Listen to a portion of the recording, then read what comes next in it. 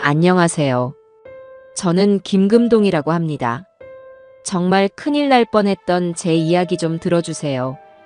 바닷바람에 섞인 짙푸른 풀 내음이 폐부 깊숙이 스며드는 아침이었습니다. 수평선 너머에서 갓 솟아오른 태양이 에메랄드빛 바다를 황금으로 물들이고 잘 가꿔진 페어웨이 위로는 밤새 맺혔던 이슬이 보석처럼 반짝이고 있었어요. 이곳 제주에서도 최고로 손꼽히는 프라이빗 골프 리조트의 풍광은 그야말로 한 폭의 그림 같았죠. 십수년 만이었나. 징그럽게 일만 하고 살다가 아들 녀석, 그리고 며느리와 함께 이런 여유를 즐기는 것이. 아버님, 오늘 컨디션 정말 좋아 보이세요. 이야, 자세가 여전하십니다. 옆에서 며느리인 구미연이 호들갑스럽게 박수를 치며 말했어요. 하얀색 골프 웨어에 머리부터 발끝까지 명품으로 휘감은 모습이 필드 위 여왕이라도 되는 듯 화사했지만 어쩐지 그 칭찬이 조금은 과장되게 들리는 건 어쩔 수 없었습니다. 원래부터 살가운 성격이 아니라는 걸 잘 아니까요. 그래도 굳이 싫은 내색을 할 필요는 없었죠. 모처럼 시간을 낸 건 저였고 이 어색한 평화를 깨고 싶지 않았습니다. 됐다. 오랜만에 채를 잡았더니 팔다리가 다 따로 노는 기분이다. 저는 짐짓퉁명스럽게 대꾸하며 연습 스윙을 한 번 더 했습니다. 공기를 가르는 스윙 소리가 제법 경쾌하게 울렸어요. 사실 컨디션은 최상이었습니다. 새벽에 일어나 리조트 주변을 산책하며 몸을 풀었고 정신도 더없이 맑았죠. 이 나이에도 여전히 필드를 장악할 수 있다는 걸 저 애송이 같은 아들 녀석에게 보여주고 싶은 마음도 조금은 있었을 겁니다. 아버지, 저희가 특별히 예약한 코스입니다. 해안 절벽을 끼고 도는 코스라 경치가 아주 끝내줘요. 특히 7번 홀 뷰가 예술입니다. 아들 김태혁이 최고급 드라이버를 어깨에 걸치며 자랑스럽게 말했습니다. 30이 넘은 녀석이지만 제 눈에는 아직 물가에 내놓은 어린애 같기만 했어요. 제가 평생을 바쳐 이룩한 회사에 상무라는 직함을 달아주긴 했지만 솔직히 말해 믿음직스러운 구석은 단 하나도 없는 녀석이었죠. 능력에 비해 욕심만 많고 인내심은 부족하고. 그래도 오늘은 그런 못마땅한 생각은 잠시 접어두기로 했습니다. 아버지와 아들로서 순수하게 이 시간을 즐겨보고 싶었어요. 그래, 너희들이 신경 좀 썼구나. 얼마 만에 같이 공치는 거냐? 태혁이 네가 대학 다닐 때 이후로는 처음인가? 벌써 그렇게 됐네요, 아버지. 그동안 제가 너무 무심했습니다. 앞으로는 자주 모실게요. 자주 모시긴 뭘 모셔. 니들 앞가림이나 잘하면 되지. 말은 그렇게 했지만 속으로는 기분이 나쁘지 않았습니다. 어쩌면 이제라도 저 녀석이 철이 드는 건가 싶은 기대감이 아주 없지는 않았으니까요. 며느리도 싹싹하게 다가와 제 팔짱을 끼며 거들었습니다. 아니에요, 아버님. 저희가 정말 잘못했어요. 이렇게 좋아하시는데 진작 모실 걸 그랬어요. 오늘 아버님 베스트 스코어 기록하시도록 제가 옆에서 기운 팍팍 불어넣어 드릴게요. 허허, 됐다. 너희들이나 잘 쳐라. 특히 구태혁, 오늘 나한테 지면 한 달 용돈 없는 줄 알아. 아버지, 저 구태혁 아니고 김태혁인데요. 알아, 임마. 긴장 좀 하라고 한 소리다. 농담을 주고받으며 웃음꽃이 피었습니다. 캐디들도 저희의 화기애애한 모습을 보며 연신 미소를 지었죠. 그래, 이런 게 가족이지. 돈이 아무리 많으면 뭘 하고 명예가 높으면 뭘 하겠습니까? 결국 기댈 곳은 가족밖에 없는 것을. 저는 잠시나마 모든 시름을 잊고 평범한 아버지의 행복을 만끽하고 있었어요. 모든 것이 완벽하다고, 정말 완벽한 하루가 될 거라고 믿어 의심치 않았어요. 첫 홀 티잉 그라운드에 올라서기 바로 직전, 제 주머니 속에서 진동이 울리기 전까지는 말입니다. 처음에는 무시하려 했습니다. 이 좋은 분위기를 깨고 싶지 않았으니까요. 하지만 진동은 끈질기게 이어졌습니다. 화면을 확인하니 최 비서 세 글자가 떠 있었어요. 이른 아침부터 무슨 일인가? 제가 분명 이번 제주도 휴가 기간에는 급한 일이 아니면 절대 연락하지 말라고 신신당부를 해뒀거든요. 뭔가 심상치 않은 일이 터졌다는 직감이 등골을 스쳤습니다. 잠깐만. 급한 전화인가 보다. 저는 아들 내외에게 양해를 구하고 몇 걸음 떨어져 전화를 받았습니다. 무슨 일인가, 최 비서. 내가 연락하지 말라고 했을 텐데. 최대한 차분하게 말했지만 수화기 너머로 들려오는 최 비서의 목소리는 제 평정심을 단숨에 깨뜨려 버렸습니다. 회장님, 제 말 잘 들으십시오. 숨 넘어갈 듯 다급하고 필사적으로 무언가를 억누르는 듯한 목소리. 30년 가까이 저를 보좌해온 그가 이런 목소리를 내는 건 처음이었습니다. 아무것도 묻지 마시고 지금 당장 거기서 벗어나셔야 합니다. 최 비서, 이게 무슨 소린가? 나 지금 태혁이랑 미연이랑 같이 있는데. 회장님께 아주 끔찍한 일이 생길 겁니다. 계획이 있어요. 제발, 제발 제 말을 믿으셔야 합니다. 빨리 도망가세요. 도망가라니. 끔찍한 일이라니. 머릿속이 하얗게 변하는 것 같았습니다. 평생 수많은 위기를 겪었지만 이런 종류의 공포는 처음이었어요. 상황 파악이 되지 않았지만 단 한 가지는 확실했습니다. 최 비서는 절대 허튼 소리를 할 사람이 아니라는 것. 그의 목소리에 담긴 절박함과 공포는 진짜였습니다. 제 심장이 미친 듯이 뛰기 시작했어요. 온몸의 피가 차갑게 식는 기분이었습니다. 회장님, 듣고 계십니까? 클럽하우스 주차장 D구역에 제가 차를 대기시켜 놨습니다. 어떻게든 그곳으로 오셔야 합니다. 제발. 전화는 거기서 끊겼습니다. 저는 잠시 동안 멍하니 허공을 바라보았어요.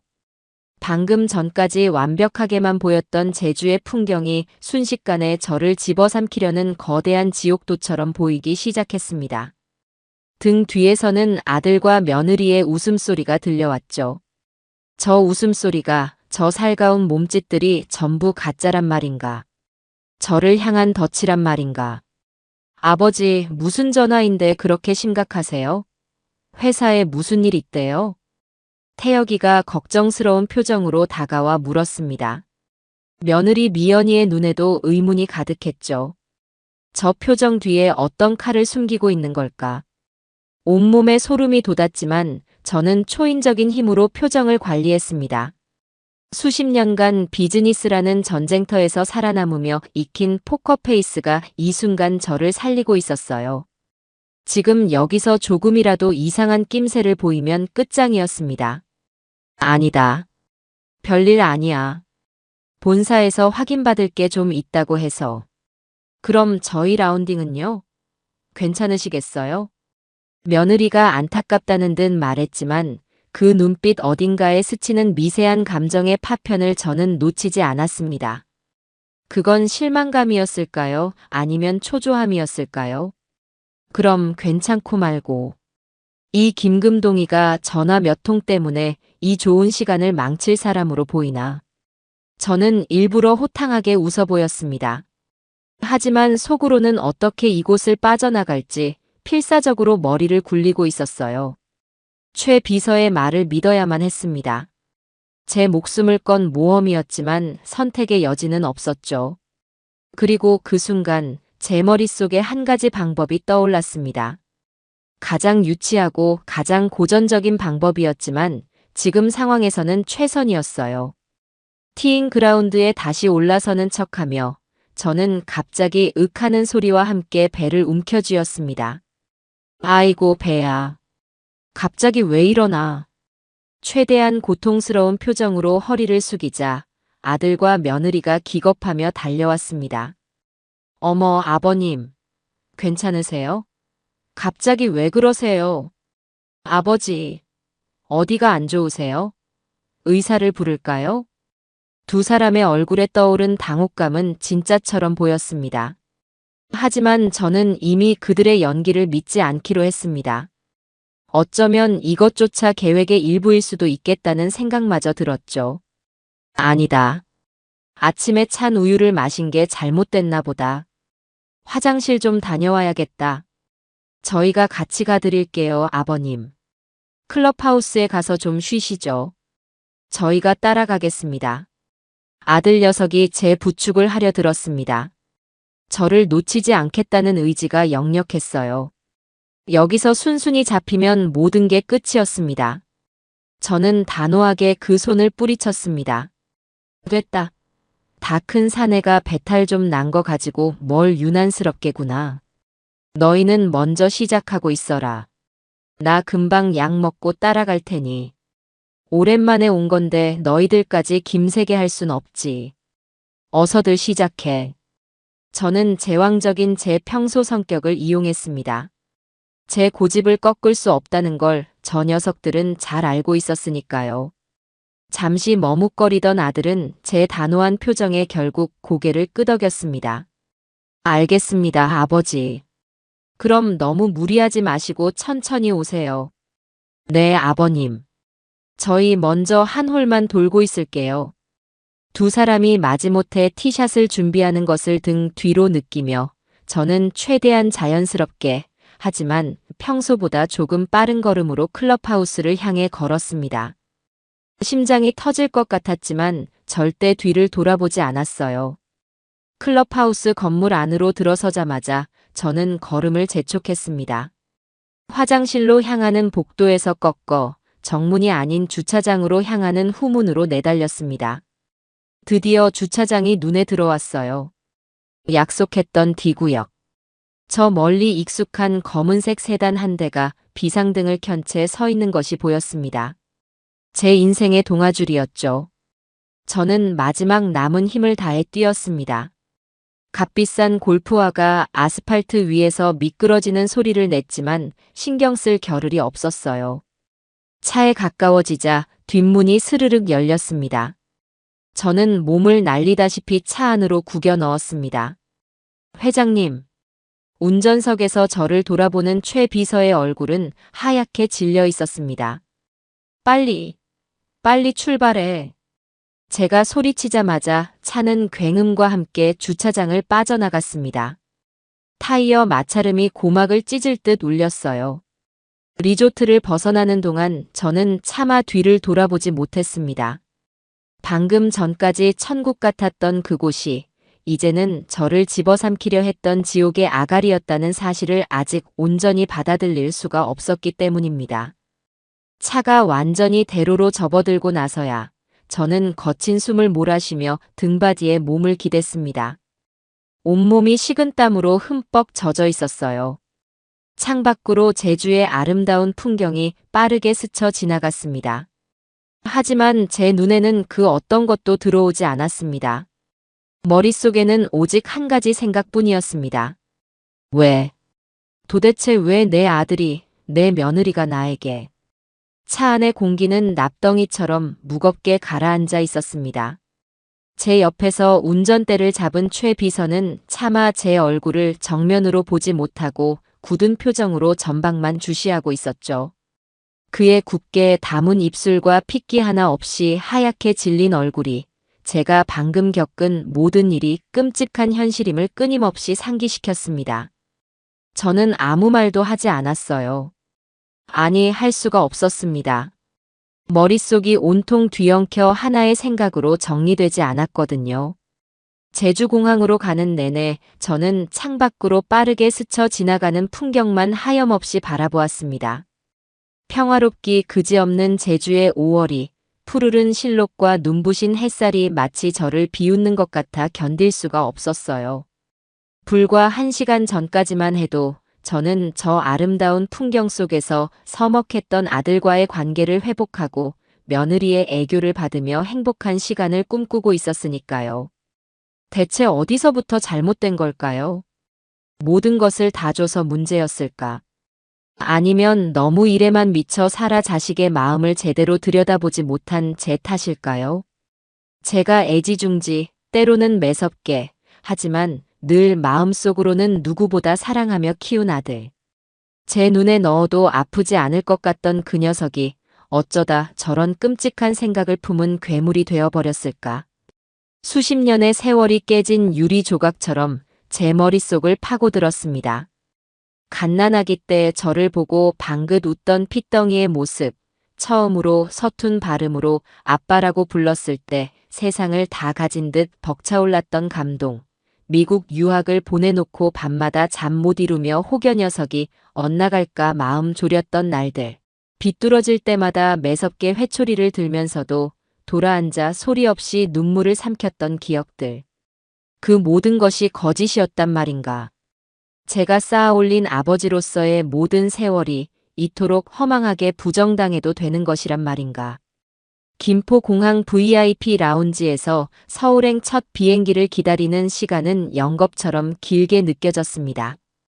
아무도 저를 알아보는 이가 없었지만 저는 마치 나라를 팔아먹은 역적이라도 된 것처럼 모자를 깊이 눌러쓰고 고개를 숙이고 있었어요. 스스로가 부끄러워서가 아니었습니다. 제 아들의 배신이 온 세상에 알려지는 것만 같아 모든 사람의 시선이 저를 향한 동정과 조롱으로 느껴졌기 때문입니다. 회장님 괜찮으십니까? 미리 준비된 다른 차로 갈아타고 서울의 안전가옥으로 향하는 길에 최 비서가 무거운 침묵을 깨고 처음으로 입을 열었습니다. 그의 목소리에는 깊은 죄책감과 안타까움이 묻어 있었어요. 내가 사람을 잘못 봤네. 내 아들인데 평생을 내 자식이라 믿고 살았는데 결국 내 손으로 괴물을 키워냈어.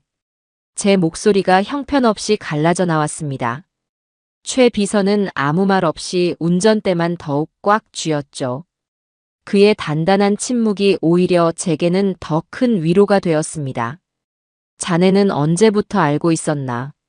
숨기지 말고 다 말해주게. 석 달 전입니다. 석 달. 네. 처음에는 그저 이상한 낌새였습니다. 김 상무님께서 회장님 인감과 개인정보 서류들을 몰래 복사해 가는 것을 보았습니다. 처음에는 회사 업무에 필요하신가 보다 생각했지만 며칠 뒤에 상무님이 평소에는 잘 알지도 못하던 보험 설계사와 은밀히 만나는 것을 목격했습니다. 뭔가 이상했죠. 최 비서는 말을 이어갔습니다. 그는 제게는 아들 같은 존재이자 가장 믿음직한 신복이었어요. 제가 길거리에서 노점을 할 때부터 작은 공장을 거쳐 지금의 제국을 맨주먹으로 일굴 때까지 늘 제 곁을 지킨 동지였죠. 그런 그가 제 아들을 의심하고 뒷조사를 시작했다는 사실이 아버지로서는 가슴 아팠지만 한편으로는 그 덕에 제가 지금 이 차에 살아 숨 쉬고 있다는 사실에 안도하는 제 자신이 혐오스러웠습니다. 그래서 뒷조사를 시작했습니다. 회장님께는 차마 말씀드릴 수 없었습니다. 제 기우이길 바랐으니까요. 하지만 파고들수록 상상조차 하기 힘든 사실들이 드러났습니다. 상무님의 막대한 노름빚 그리고 사모님. 최 비서는 제 며느리 구미연을 사모님이라 칭하며 잠시 말을 멈췄습니다. 그 이름 석자에 담긴 혐오감을 애써 억누르는 듯 보였어요. 구미연 씨가 이 모든 일을 뒤에서 부추기고 있었습니다. 아니, 사실상 모든 계획을 세우고 실행을 종용한 것은 구미연 씨였습니다. 상무님께서는 그저 꼭두각시처럼 움직이고 있었을 뿐입니다. 그리고 이번 제주도 여행이 그 끔찍한 계획의 마지막 단계였던 겁니다. 계획이라니. 구체적으로 어떤 계획이었는지 다시 한번 말해주게.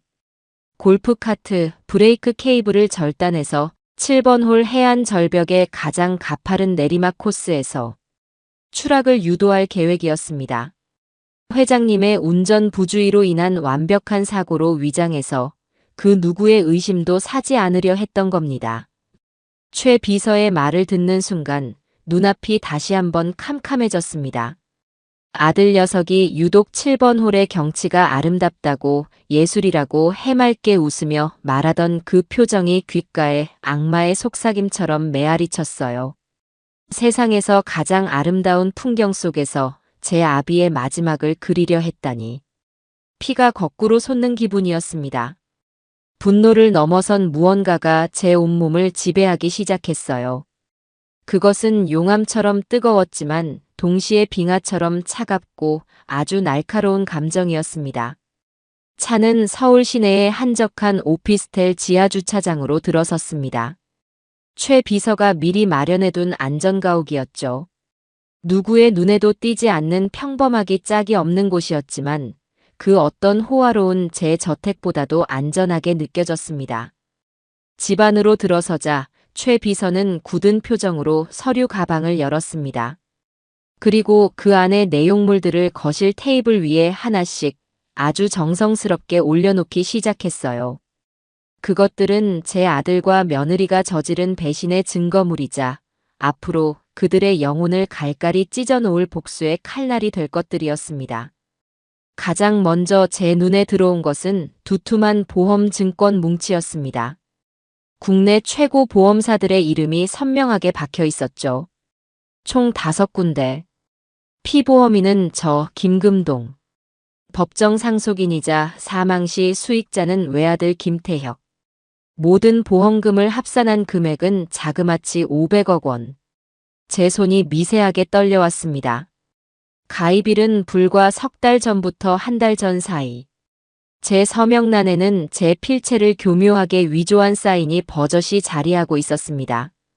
다음은 태혁이의 채무관계 서류였습니다. 불법 사설 노름 사이트에서 탕진한 수십억 원의 내역과 강남의 악명 높은 사채업자들에게 빌려 쓴 돈의 차용증들이었죠. 눈덩이처럼 불어난 이자까지 합하면 100억 원이 훌쩍 넘는 금액.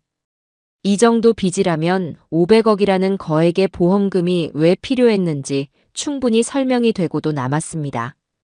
이것만으로는 부족해. 저놈들이 작정하고 발뺌하면 그만이야.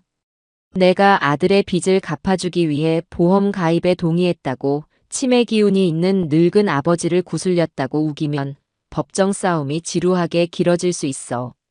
제가 얼음처럼 차가운 목소리로 말하자 최 비서는 말없이 작은 녹음기 하나를 테이블 위에 올려놓았습니다. 그 어떤 서류보다도 묵직한 존재감이 느껴졌죠. 이것은 구미연 씨의 통화 녹음 파일입니다. 제가 사람을 붙여 어렵게 확보했습니다. 상대는 구미연 씨의 내연남입니다. 내연남이라고? 생각지도 못한 사실에 저는 잠시 말을 잃었습니다. 최 비서가 담담하게 재생 버튼을 누르자 지옥의 아가리에서 울려오는 듯한 목소리가 흘러나왔습니다. 너무나도 익숙한, 제게는 세상에서 가장 곱고 사랑스러운 목소리 중 하나였던 제 며느리의 목소리였죠. 걱정 마, 자기야. 이번 주말이면 이 지긋지긋한 연극도 다 끝나. 그 영감탱이 제주도에서 아주 경치 좋은 곳으로 영원히 보내드릴 거니까. 내가 사람 써서 골프카트 브레이크 손봐두라고 다 얘기해뒀어. 내리막길에서 휙 떨어지면 그냥 운전 미숙으로 인한 사고사야. 누구도 의심 못해. 잠시 숨을 고르는 소리가 들리고 여자의 목소리가 다시 이어졌습니다. 보험금 500억 딱 들어오면 우리 태혁 씨 노름 빚부터 깔끔하게 해결해주고. 그럼 그 멍청이는 내가 하자는 대로 다 할 거야. 회사 경영? 그 사람이 뭘 알아. 결국 이 회사는 우리 차지가 되는 거지. 자기는 그때까지만 조금만 더 기다려. 내가 이 지긋지긋한 시아버지 시중 드는 거, 남편 비위 맞추는 거 다 끝내고 자기한테 바로 달려갈게. 사랑해. 끽 하고 녹음이 꺼지는 소리와 함께 방 안에는 지독한 침묵이 흘렀습니다. 저는 눈을 질끈 감았어요. 더 이상은 들을 수가 없었습니다. 영감탱이. 멍청이. 치워버린다. 한마디 한마디가 날카로운 칼날이 되어 제 심장을 헤집고 후벼 팠습니다. 아들 녀석은 그저 돈 때문에 눈이 멀어 아비를 해치려 한 어리석은 놈이라 생각했는데 그 뒤에는 며느리의 불륜과 더욱 추악하고 계산적인 욕망이 뱀처럼 도사리고 있었던 겁니다. 어쩌면 태혁이 저 녀석은 처음부터 끝까지 저 여자의 소나기에 노란한 미련한 꼭두각시에 불과했을지도 모릅니다. 하지만 그건 조금도 중요하지 않았어요. 제 손으로 키운 자식이, 제 아들이 결국 저를 배신하는데 동참했다는 사실은 영원히 변하지 않으니까요. 한참의 침묵 끝에 제가 다시 눈을 떴을 때 제 눈에 흐르던 뜨거운 눈물은 모두 마르고 없었습니다. 대신 그 자리에는 시베리아의 한기보다 더 차가운 분노와 서늘한 결심만이 남아 있었죠. 최 비서. 네, 회장님. 저것들을 그냥 법의 심판대에 세우는 걸로는 안 되겠네. 감옥에 몇 년 쳐넣는 걸로는 저것들이 저지른 죗값을 털끝만큼도 치를 수 없어. 최 비서는 말없이 저를 바라보았습니다. 그의 눈빛이 어떻게 하시겠습니까? 라고 묻고 있었죠. 저것들이 가장 원했던 게 뭐지? 바로 돈, 그리고 내가 평생을 바쳐 이룩한 이 회사야. 맞아. 바로 그거야. 저것들이 그토록 탐내던 모든 것을 눈앞에 던져줄 걸세. 그것을 손에 쥐었다고 세상을 다 가졌다고 믿게 만드는 가장 행복하고 황홀한 순간에 가장 처절하고 고통스러운 방식으로 산산조각 내서 다시 빼앗을 거야. 내가 평생을 바쳐 이룬 이 제국을 저 어리석고 추악한 것들을 파멸시킬 가장 완벽하고 잔인한 무기로 사용할 걸세. 이 김금동이 어떤 사람인지 저것들의 뼛속 깊이 영혼까지 새겨줘야겠어. 제 목소리는 저 자신조차 놀랄 만큼 얼음장처럼 차갑고 단단했습니다. 최 비서는 아무 말 없이 제 앞에 무릎을 꿇고 고개를 숙였어요. 그의 어깨가 미세하게 떨리고 있었습니다. 회장님의 그림자가 되어 움직이겠습니다. 어떤 명령이든 내리십시오. 이제부터 시작이었습니다. 배신자들을 위한 제 인생 마지막이자 가장 화려하고 잔혹한 복수극의 막이 그렇게 조용히 오르고 있었어요. 첫 번째 계획은 김금동이라는 한 인간을 이 세상의 기록과 기억 속에서 완벽하게 지워버리는 것이었습니다. 제가 살아있다는 사실을 저와 최 비서, 단 두 사람을 제외한 그 누구도 알아서는 안 됐죠. 그래야만 저 가증스러운 아들 내외가 완벽한 승리를 거뒀다고 착각하고 안심한 채 제가 파놓은 함정 속으로 스스로 걸어 들어올 테니까요. 작전은 신속하고 은밀하게 그리고 아주 교묘하게 진행되었습니다. 최 비서는 제주도 현지에 오랫동안 저와 연을 맺어 온 입이 무겁고 믿을 만한 인력들을 급파했습니다. 그들은 제가 마지막으로 목격되었던 7번 홀 근처에 깎아지른 듯한 해안 절벽 아래 갯바위에서 제가 신고 있던 최고급 골프와 한 짝과 강풍에 찢겨나간 듯한 바람막이 점퍼 조각을 발견했습니다. 언론은 특종을 만난 듯 벌떼처럼 달려들었죠. 김금동 회장, 골프 라운딩 중 실족 추정, 거센 파도에 휩쓸렸을 가능성 높아. 헤드라인들이 자극적으로 춤을 췄습니다. 곧이어 해경의 수색 작업이 대대적으로 펼쳐졌습니다. 헬리콥터와 경비정이 총동원되어 사고 추정 해역을 샅샅이 뒤졌지만 당연하게도 제 흔적은 머리카락 한 올조차 찾을 수 없었습니다. 시간은 저의 편이었어요. 하루하루 수색이 허탕을 치자 여론은 점차 제 생존 가능성을 낮게 보기 시작했습니다. 거친 파도에 휩쓸려 먼 바다로 떠내려갔을 것이라는 전문가들의 비관적인 견해가 힘을 얻었죠.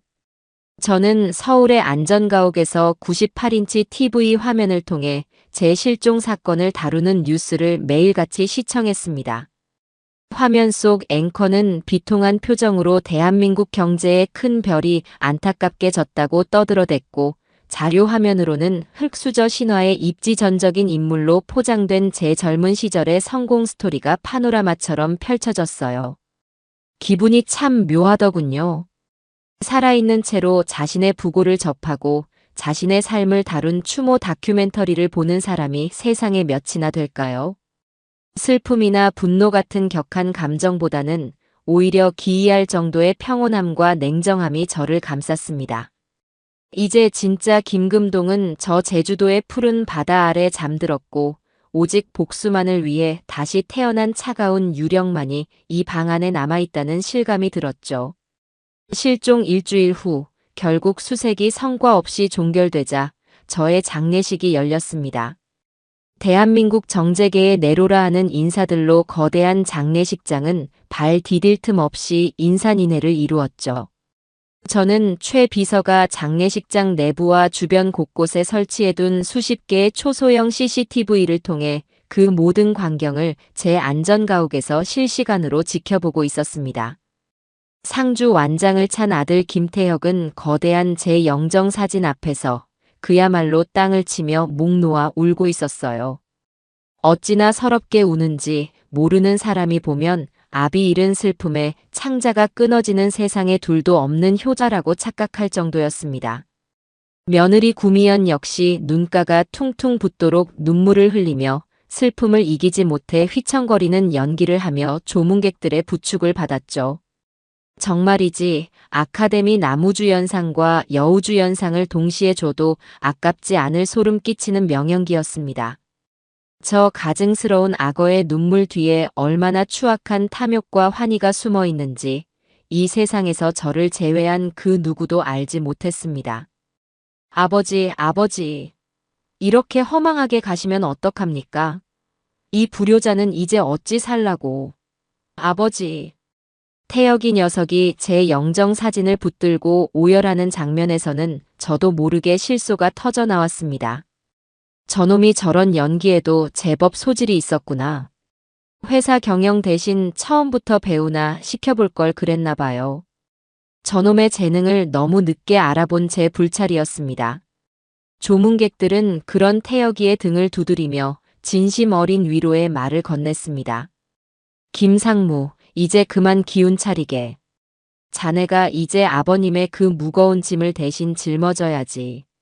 하늘에 계신 회장님도 자네만 믿고 계실 걸세. 이제 김상무가 이 회사를 잘 이끌어야지.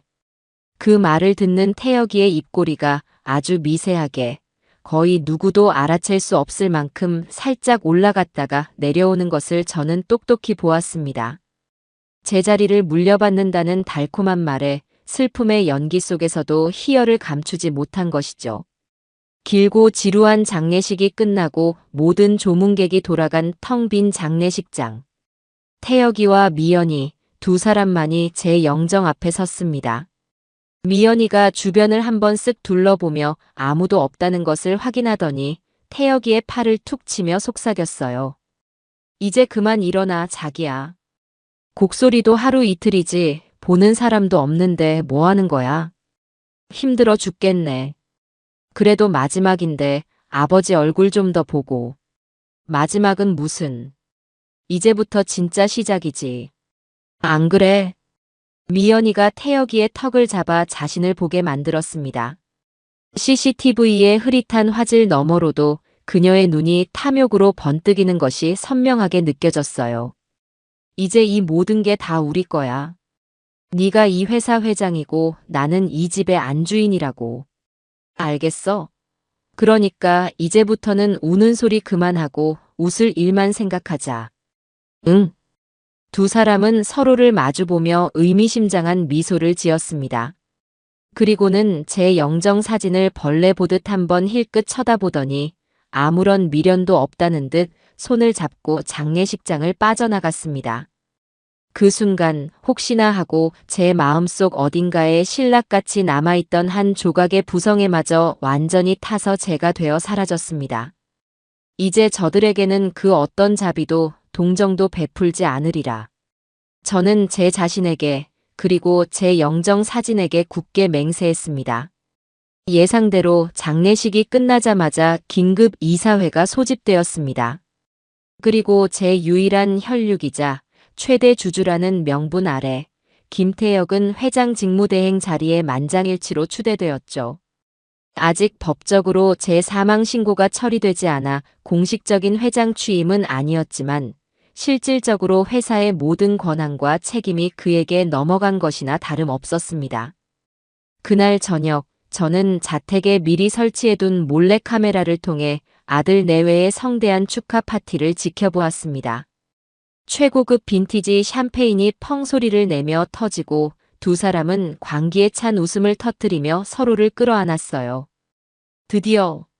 우리가 드디어 해냈어. 구미연, 당신이 정말 최고야.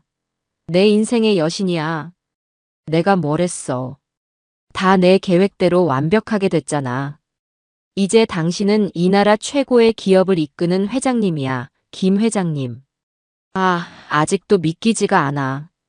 그 철옹성 같던 아버지가, 그 무섭던 아버지가 정말로 이 세상에서 사라졌다는 게. 사라진 게 아니라 우리가 치워버린 거지. 아주 깨끗하고 완벽하게. 이제 우리 앞길을 막을 사람은 아무도 없어. 며느리의 입에서 나온 치워버렸다는 말에 저도 모르게 주먹을 꽉 쥐었습니다. 손톱이 손바닥을 파고드는 아픔이 느껴졌지만 심장을 도려내는 듯한 고통에 비하면 아무것도 아니었습니다. 저것들은 죄책감이라고는 눈곱만큼도 느끼지 못하는 그야말로 영혼까지 썩어 문드러진 완벽한 악마들이었습니다. 이제 보험금만 나오면 네 노름 빚도 다 해결되고 내 연남 빚도 갚아주고 우리 앞길에 거칠 것은 아무것도 없어. 이 대저택도 저 거대한 회사도 그 영감탱이가 평생 거지처럼 아득바득 모은 돈도 전부 다 우리 거야. 그래, 우리 거야. 당신 말이 다 맞아. 구미연 사랑해. 당신이 내 인생의 구원자야. 두 사람은 소파에 뒤엉켜 서로의 성공을 축하했습니다. 저는 조용히 노트북을 덮었어요. 더 이상은 역겨워서 볼 수가 없었습니다. 증거는 차고 넘치도록 모였고 이제 저들이 가장 행복하다고 느끼는 바로 이 순간부터 저들이 올라선 천국의 문이 사실은 지옥의 입구였음을 아주 천천히 그리고 고통스럽게 깨닫게 해줄 시간이었습니다. 저는 최 비서에게 전화를 걸었습니다. 나일세. 계획대로 1단계를 시작하게. 돈줄부터 서서히 말리는 거야. 이제 유령 회장의 진짜 무대가 시작될 참이었습니다. 회장 직무대행이라는 제 능력에는 과분하기 짝이 없는 감투를 쓴 김태혁이 가장 먼저 한 일은 바로 제 서재를 샅샅이 뒤지는 것이었습니다. 그 녀석의 목표는 단 하나였죠.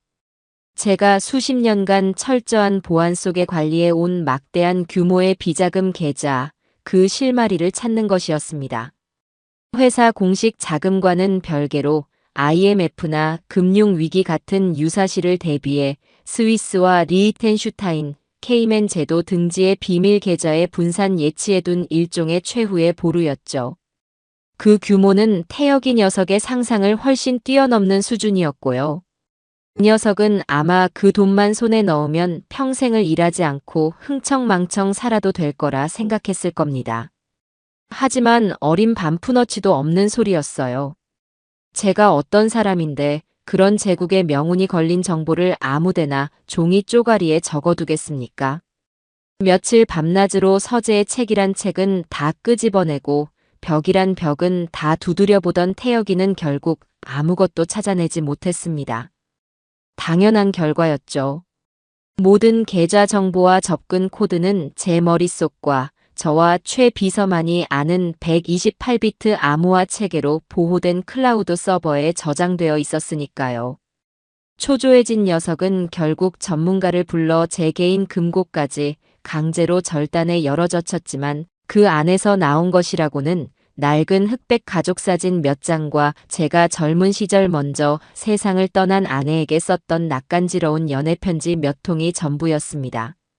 그 녀석의 실망과 분노가 뒤섞인 표정이 자택 몰래카메라에 고스란히 잡혔어요. 젠장. 망할 영감탱이. 돈을 전부 무덤까지 싸들고 간 거야. 귀신이 고칼 노릇이네. 비자금 확보에 실패하자 태혁이는 곧바로 다른 쪽으로 눈을 돌렸습니다. 바로 회사였죠. 회장 대행이라는 직위를 이용해 합법을 가장한 방법으로 회사 자금을 빼돌릴 방법을 찾기 시작한 겁니다. 하지만 그 역시 제 손바닥 아니었습니다. 저는 최 비서를 통해 회사의 모든 자금 흐름과 주요 프로젝트 진행 상황을 실시간으로 보고받고 있었어요. 그리고 태혁이가 손댈 만한 프로젝트나 계약건들은 미리 손을 써서 자금 집행 승인 절차를 대폭 강화하거나 이사 전원의 동의를 받아야만 가능하도록 사규를 수정해 두었습니다. 이 녀석은 회장 대행이라는 감투만 썼을 뿐 실질적으로는 단돈 1억 원도 제 마음대로 움직일 수 없는 이름뿐인 허수아비 신세가 된 겁니다. 아니, 이사님들. 이건 아버지가 생전에 가장 공들여 추진하시던 사업입니다. 송도 바이오 복합단지 건설. 대한민국의 미래 먹거리가 될 사업인데 왜 다들 그렇게 반대를 하시는 겁니까? 이사회 회의실, 태혁이가 얼굴까지 붉히며 고함을 치는 모습이 참으로 가관이었습니다. 이 녀석은 제가 추진하던 대규모 바이오 단지 개발 프로젝트를 구실로 수천억 원의 자금을 인출하려 했지만 제가 미리 포섭해둔 원로 이사들의 철벽 같은 반대에 부딪혀 무산되고 말았죠. 이것은 제가 던진 첫 번째 미끼였습니다. 최 비서는 태혁이의 측근에게 송도 프로젝트가 사실은 엄청난 이권이 걸린 사업이며 초기 투자금 일부를 합법적으로 유용할 수 있는 루트가 있다는 식으로 조작된 정보를 흘렸습니다. 아니나 다를까 무능하고 탐욕스러운 녀석은 그 미끼를 덥석 물었던 겁니다. 직무대행, 아직 선대 회장님의 사망이 공식적으로 확인된 것도 아닐세. 이런 중차대한 시기에 섣불리 천문학적인 자금이 들어가는 투자를 진행하는 건 회사를 위험에 빠뜨리는 행위일세. 제가 삼고초려에서 모셔온 재무 전문가 출신인 박 이사가 안경을 고쳤으며 차갑게 말했습니다. 맞습니다. 저도 박 이사님 의견에 동의합니다. 지금은 시장 상황도 좋지 않고 대외적인 불확실성도 큽니다. 일단은 보수적으로 회사를 운영하면서 내실을 다지는 게 우선입니다. 다른 이사들도 한 목소리로 태혁이의 제안을 반대했습니다. 사실 그들은 모두 제게 절대적인 충성을 맹세한 사람들이었어요. 제가 실종되기 직전 최 비서를 통해 그들에게 은밀히 연락을 취해 제 아들의 끔찍한 배신과 재복수 계획을 모두 설명하고 도움을 요청했거든요. 평생 저와 함께 회사를 키워온 그들은 제 아들의 폐륜에 경악하며 기꺼이 제 편에 서서 칼춤을 함께 추기로 했습니다. 태혁이는 자신이 존경하는 척했던 이사들에게 철저히 무시당하고 있다는 사실에 분노했지만 그들을 논리로 설득할 능력도 힘으로 찍어 누를 명분도 없었습니다. 돈줄이 완전히 막히자 태혁이는 점점 더 초조해지기 시작했습니다. 수십억의 노름 빚을 안겨준 사채업자들의 빚 독촉 전화는 하루가 멀다 하고 빗발쳤고 며느리인 구미연은 회사 재정이 어떻게 돌아가든 아랑곳하지 않고 법인카드로 하루에 수천만 원씩 명품 쇼핑과 피부 관리를 즐기고 있었으니까요. 바로 그때였습니다. 제가 저 완벽해 보였던 공범들 사이에 치명적인 균열을 만들 두 번째 카드를 꺼내 든 것이 저는 최 비서를 시켜 구미연의 최근 3개월간의 법인카드 사용 내역을 상세히 정리한 익명의 투서를 김태혁의 사무실 책상 위에 올려두게 했습니다. 최고급 양장본으로 제본까지 해서 아주 품위 있는 선물처럼 보이게 했죠. A4 용지 수십 장에 걸쳐 빽빽하게 찍힌 내역에는 샤넬, 에르메스 같은 명품 가방은 기본이고 까르띠에, 반클리프 아펠의 보석, 청담동 최고급 스파의 VVIP 회원권, 지인들과의 호화로운 파티 비용 등 온갖 사치스러운 항목들이 날짜별로, 시간별로, 장소별로 완벽하게 정리되어 있었습니다. 총 사용액은 자그마치 10억 원에 달했습니다. 그날 밤 대저택의 서재. 저는 노트북 앞에 앉아 두 사람이 벌일 막장 드라마의 첫 회를 흥미진진하게 기다리고 있었습니다. 예상대로 퇴근한 태혁이는 서재로 구미연을 불러들였습니다. 이게 다 뭐야? 당신 정말 미쳤어? 지금 회사 사정이 어떤 줄 뻔히 알면서 3개월 동안 10억을 긁어. 태혁이가 서류 뭉치를 테이블 위에 내던지며 으르렁거렸습니다. 하지만 구미연은 눈 하나 깜짝하지 않고 우아하게 다리를 꼬고 앉아 손톱을 매만졌어요. 뭐가 어때서? 내가 그동안 이 집안의 며느리로 김태혁 당신의 아내로 살면서 받은 스트레스에 비하면 이 정도는 껌값이지. 그리고 이제 당신이 이 회사 회장인데 고작 10억 가지고 뭘 그렇게 쪼잔하게 굴어. 고작 10억? 장난해? 지금 당장 쓸 수 있는 현금이 없어서 내가 사채업자들한테 매일같이 시달리는 거 뻔히 알면서 너는 명품 쇼핑이나 하고 다녔단 말이야? 현금이 왜 없어? 아직도 그 영감탱이 비자금 못 찾았어? 어머, 당신 정말 생각보다 더 무능하다. 그깟 돈 하나 못 찾아서 마누라한테 화풀이야? 뭐, 무능해. 야, 구미연. 너 말 다 했어? 내가 지금 누구 때문에 이 집까지 하면서 이 자리에 앉아 있는데. 너만 아니었으면 난 그냥 상무 자리에서 편하게 살았을 거라고. 뭐라고? 지금 그걸 내 탓이라고 하는 거야? 야, 김태혁. 너 정말 웃기고 자빠졌다. 그럼 그때 가서 무섭다고 아버지를 어떻게 그러냐고 징징대지나 말던가. 배짱도 없는 주제에 회장 자리는 탐이 났나 보지. 두 사람의 고성이 집안을 울렸습니다. 서로를 향한 날 선 비난과 역겨운 책임 전가가 쉴 새 없이 오갔죠. 한때 완벽한 계획을 실행에 옮긴 공범이었던 두 사람은 돈이라는 현실적인 문제 앞에서 추악한 본성을 드러내며 서로를 물어뜯기 시작했습니다. 저는 아주 만족스러운 미소를 지으며 노트북을 덮었습니다. 이것은 아주 작은 시작에 불과했습니다. 앞으로 저들은 제가 던져주는 달콤한 미끼들을 서로 차지하려고 물고 뜯으며 의심하고 증오하고 결국 서로의 손으로 서로를 파멸의 구렁텅이로 밀어넣게 될 것이었습니다. 저는 그 모든 과정을 가장 가까운 곳에서 아주 즐겁고 행복하게 감상할 예정이었고요. 나의 복수는 이제 막 전체 요리를 끝냈을 뿐이었습니다.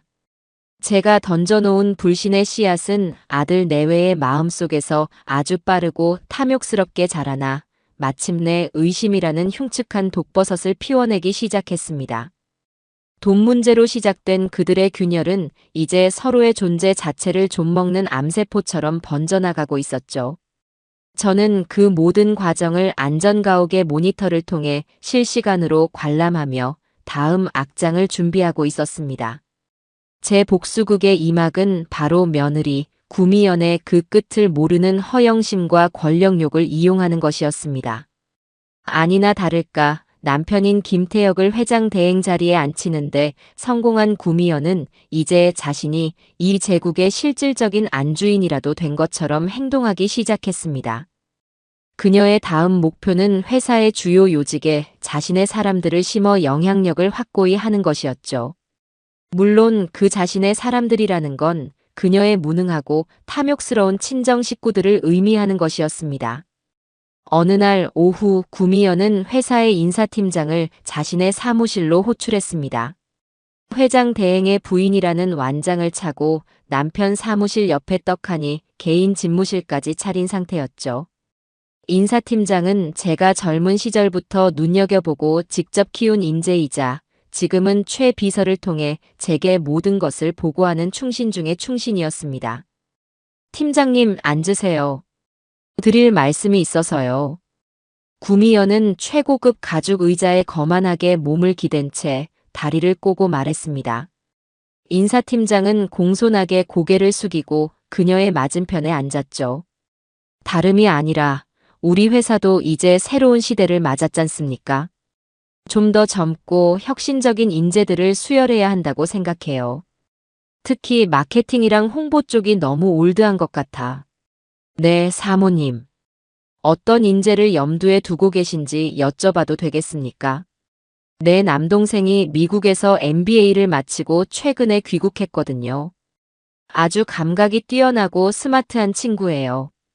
마케팅 본부장 자리에 앉히면 아주 딱일 것 같은데 팀장님 생각은 어떠세요? 인사팀장의 표정이 순간 굳어지는 것이 모니터 너머로도 느껴졌습니다. 구미연의 남동생이라는 작자는 제가 익히 아는 한량이었어요. 미국에서 MBA를 마쳤다는 건 새빨간 거짓말이고 유학을 핑계로 수년간 노름과 파티로 세월을 낭비한 전형적인 망난이었죠. 사모님, 마케팅 본부장 자리는 현재 김 부사장이 맡고 있으며 실적도 우수합니다. 갑작스러운 인사는 조직 내부에 큰 혼란을 야기할 수 있습니다. 김 부사장. 그 아버님 시절부터 있던 고리타분한 사람 말이군요. 그분은 이제 고문으로 물러나실 때도 됐죠. 그리고 우리 엄마가 사교계의 여왕이신 건 아시죠? 그 넓은 인맥을 활용해서 회사 브랜드 가치를 높이면 좋겠는데 대외협력실 고문 정도로 위촉해드리는 건 어떨까요? 구미연은 거기서 그치지 않고 명품 매장 VVIP 고객이라는 것 외에는 아무런 경력도 없는 자신의 어머니를 회사 고문으로 앉히겠다는 망언까지 서슴지 않았습니다. 인사팀장은 애써 표정을 감추며 난색을 표했죠. 사모님, 그건 절차상 주주총회와 이사회의 동의가 필요한 사안입니다. 제 권한 밖의 일입니다. 절차? 이 회사에서 이제 내 말이 곧 절차고 법이 될 텐데요. 일단 서류 준비부터 하세요.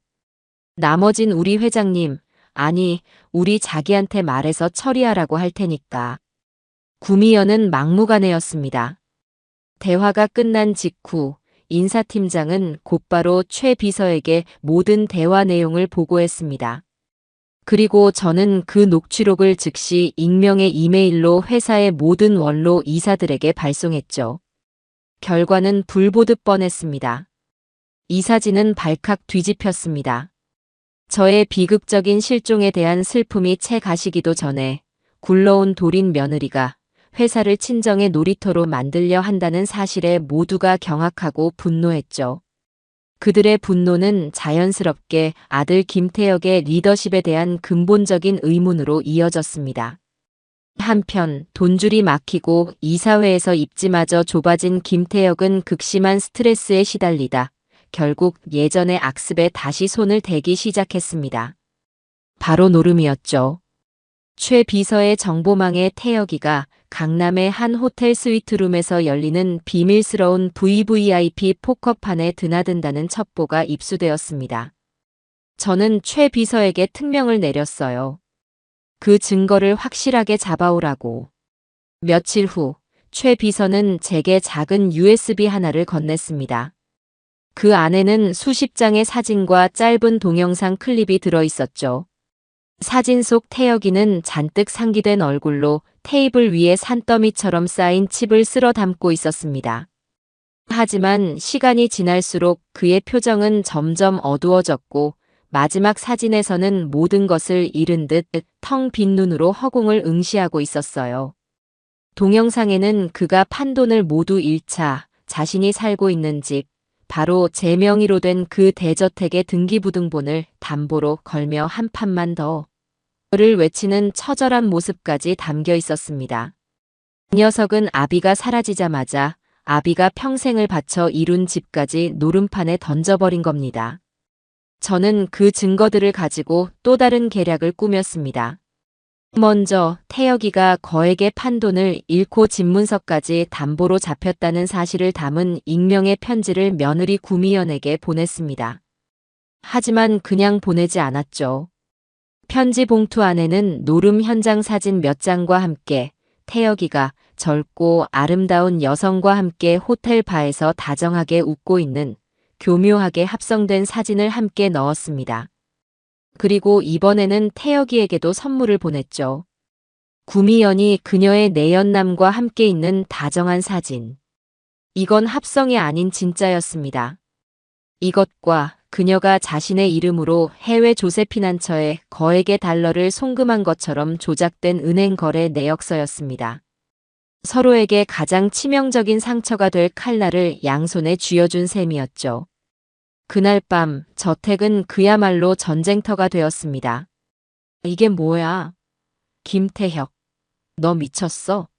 회사 돈도 모자라서 이제 집까지 팔아먹으려고 환장했어. 그리고 이 여자는 누구야? 구미연이 합성 사진을 태혁의 얼굴에 집어던지며 악을 썼습니다. 닥쳐. 너는 깨끗한 줄 알아? 이 자식은 누군데 네 어깨에 손을 올리고 있는 건데. 그리고 이 돈은 뭐야? 나 몰래 비자금 빼돌려서 이놈이랑 놀아나려고 했어. 태혁이 역시 조작된 은행 서류를 구미연의 코앞에 들이밀며 으르렁거렸습니다. 뭐? 비자금? 이거 다 조작이야. 당신 나 의심하는 거야? 조작? 그럼 이 사진은? 이 자식이랑 붙어 먹으면서 나한테는 돈 없다고 쇼를 했던 거냐고. 서로를 향한 불신과 의심이 극에 달한 두 사람은 이제 서로에게 남아있던 마지막 정마저 끊어버린 듯 보였습니다. 고성과 욕설이 오가고 급기야는 물건을 집어 던지며 몸싸움 직전까지 갔죠. 한때 아버지를 해치우자는 끔찍한 목표 아래 완벽한 공범이었던 그들은 이제 서로가 서로의 재산을 빼돌리고 뒤통수를 칠지 모르는 가장 경계해야 할 적이 되어버렸습니다. 저는 모니터 속에서 펼쳐지는 저속한 막장 드라마를 감상하며 차가운 미소를 지었습니다. 바벨탑은 위에서부터가 아니라 가장 깊숙한 내부에서부터 스스로 무너져 내리고 있었습니다. 제가 뿌려놓은 불화의 씨앗과 김태혁의 타고난 무능함이 시너지 효과를 일으키자 회사는 본격적으로 침몰하기 시작했습니다. 태혁이는 이사회를 장악하지도 자금 문제를 해결하지도 못한 채 리더십에 심각한 타격을 입었고 회장 대행의 부인이 친인척을 기용해 회사를 사유화하려 한다는 악성 루머까지 증권가에 파다하게 퍼졌습니다. 당연히 모두 제가 익명의 소식통을 통해 흘린 정보들이었죠. 회사의 주가는 연일 폭락했고 신용 등급은 하향 조정되었습니다. 설상가상으로 제가 미리 손을 써둔 주거래 은행에서는 경영 불확실성을 이유로 만기가 돌아온 수천억 원의 대출 연장을 거부하고 즉시 상환을 요구하기에 이르렀습니다. 회사는 그야말로 부도 직전의 위기에 내몰렸습니다. 태혁이는 사색이 되어 사방으로 돈을 구하러 뛰어다녔지만 그에게 선뜻 거액을 빌려줄 사람은 아무도 없었죠. 그가 만나는 모든 사람들이 사실은 제 사람들이었으니까요. 절망의 늪에 빠져 허우적대는 아들 녀석을 보며 저는 드디어 마지막이자 가장 거대한 덫을 놓을 시간이 왔음을 직감했습니다. 저는 최 비서를 통해 싱가포르에 본사를 둔 거대 투자 자문 회사 오리콘 홀드라는 유령 회사를 설립했습니다. 그럴듯한 홈페이지와 화려한 투자 실적 포트폴리오까지 완벽하게 꾸며냈죠. 그리고는 월스트리트 출신의 아주 유창한 영어와 신뢰감 가는 외모를 가진 백인 배우를 고용해 오리콘 홀드의 아시아 지부 대표 제임스 박이라는 역할을 맡겼습니다. 제임스 박은 아주 자연스럽게 김태혁에게 접근했습니다. 그는 선대 회장님의 갑작스러운 유고에 깊은 애도를 표한다며 하지만 우리는 위기 속에서 기회를 본다.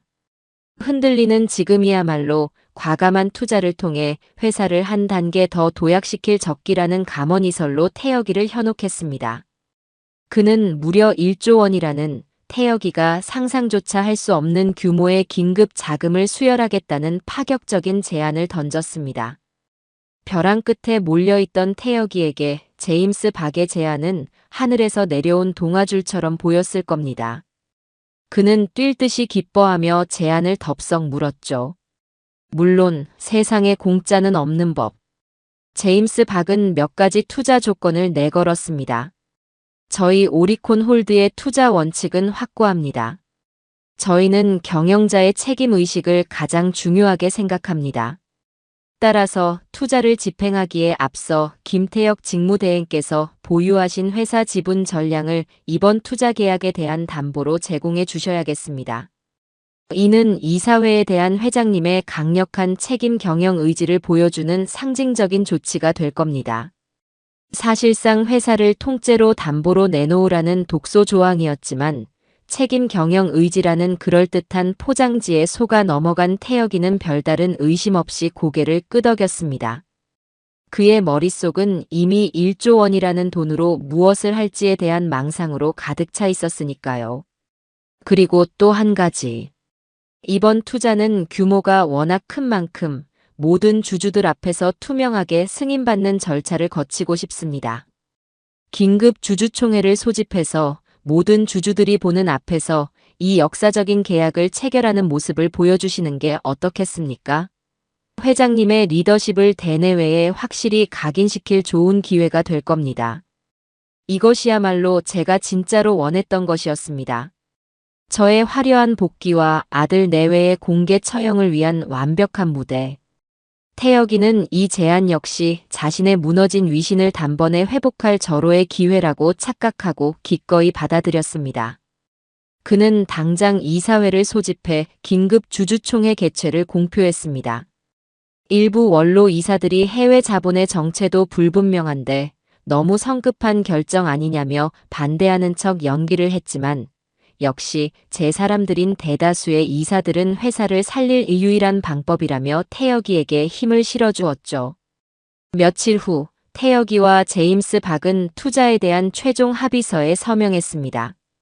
구미연은 옆에서 세상을 다 가진 듯한 미소를 지으며 남편의 팔짱을 끼고 있었죠. 태혁이는 마치 나라라도 구한 영웅이 된 양 의기양양하게 기자들 앞에서 포즈를 취했습니다. 이번 오리콘 홀드와의 파트너십은 우리 회사가 글로벌 기업으로 거듭나는 위대한 첫걸음이 될 것입니다. 저는 돌아가신 아버님의 유지를 받들어 회사를 반석 위에 올려놓을 것을 약속드립니다. 저는 안전가옥에서 그 뻔뻔스러운 인터뷰를 지켜보며 코웃음을 쳤습니다. 아버님의 유지라니. 저놈의 입에서 나올 소리는 아니었죠. 긴급 주주총회 날짜는 일주일 뒤로 잡혔습니다. 장소는 수천 명을 수용할 수 있는 시내의 가장 큰 컨벤션 센터. 모든 언론과 주주들의 관심이 그날을 향해 집중되었습니다. 태혁이와 구미연은 인생 최고의 날을 맞이할 준비를 하며 하루하루를 축제처럼 보냈습니다. 그들은 자신들이 덫의 한가운데로 스스로 걸어 들어가고 있다는 사실을 꿈에도 모른 채 말입니다.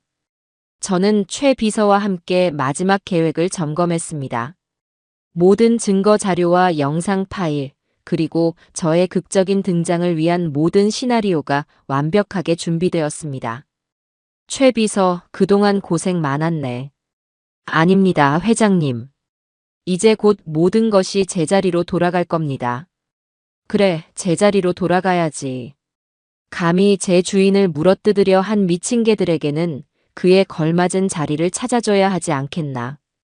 저는 창밖의 도시 야경을 내려다보며 나지막이 은졸였습니다. 짙은 어둠이 깔린 도시의 불빛들이 마치 제 마지막 결전을 응원하는 수만 관중의 함성처럼 느껴졌어요. 심판의 날이 아주 천천히 다가오고 있었습니다. 심판의 날, 긴급 주주총회가 열리는 날의 아침이 밝았습니다. 저는 몇 달 만에 처음으로 제 이름이 새겨진 맞춤 양복을 꺼내 입었습니다. 10여 년 전 회사를 코스피에 처음 상장시키던 역사적인 날에 입었던 제게는 갑옷과도 같은 의미가 있는 옷이었죠. 거울 앞에 선 제 모습은 몇 달 전 제주도의 필드 위에 서 있던 모습과는 사뭇 달랐습니다. 깊어진 눈가의 주름과 희끗해진 머리카락은 어쩔 수 없었지만 제 눈빛은 그 어느 때보다도 차갑고 예리하게 빛나고 있었습니다. 그것은 모든 것을 잃었던 자가 다시 모든 것을 되찾기 위해 나서는 결연한 의지의 빛이었습니다. 최 비서가 마지막 브리핑을 했습니다. 컨벤션 센터 내외부의 모든 상황은 저희가 완벽하게 통제하고 있었습니다. 행사장 곳곳에는 저희 사람들이 배치되어 있었고 모든 CCTV 영상은 제 대기실의 모니터로 실시간 전송되고 있었죠. 경찰 병력 역시 만일의 사태에 대비해 행사장 인근에서 대기 중이었습니다. 모든 준비는 끝났습니다. 회장님, 이제 곧 시작됩니다. 알고 있네. 저 녀석의 마지막 광대 노름을 편안히 감상해 볼까? 저는 대기실 소파에 깊숙이 몸을 묻고 정면의 대형 모니터를 응시했습니다. 화면 속에는 주주총 회장의 모습이 생생하게 펼쳐지고 있었어요. 수많은 주주들과 기자들로 행사장은 이미 가득 차 있었고 모두가 상기된 표정으로 단상을 주시하고 있었습니다. 잠시 후 요란한 플래시 세례와 함께 오늘의 주인공 김태혁과 구미연이 등장했습니다. 태혁이는 마치 개선 장군이라도 된 듯 자신감 넘치는 표정으로 손을 흔들며 입장했습니다. 구미연은 우아한 백조처럼 고개를 꼿꼿이 세우고 자애로운 미소를 지으며 그 뒤를 따랐죠. 두 사람은 자신들에게 쏟아지는 스포트라이트를 온몸으로 만끽하고 있었습니다. 제 아들 내외는 그 순간 세상의 정점에 서 있다고 믿어 의심치 않았을 겁니다. 곧이어 단상에 오른 태혁이가 마이크 앞에 섰습니다. 장내의 모든 소음이 잦아들고 그의 목소리가 컨벤션 센터 전체에 울려 퍼지기 시작했습니다. 존경하는 주주 여러분, 그리고 내외 귀빈 여러분. 오늘 이 자리에 서게 된 것을 무한한 영광으로 생각합니다. 아주 그럴듯한 시작이었습니다. 이 녀석은 마치 오랫동안 준비한 것처럼 아주 능숙하게 연설을 이어나갔습니다. 아시다시피 저희 회사는 최근 존경하는 아버님이시자 선대 회장님의 갑작스러운 유고라는 비극을 겪으며 큰 위기에 봉착했습니다. 모두가 회사의 미래를 걱정했고 저 또한 잠 못 이루는 밤을 보내야 했습니다.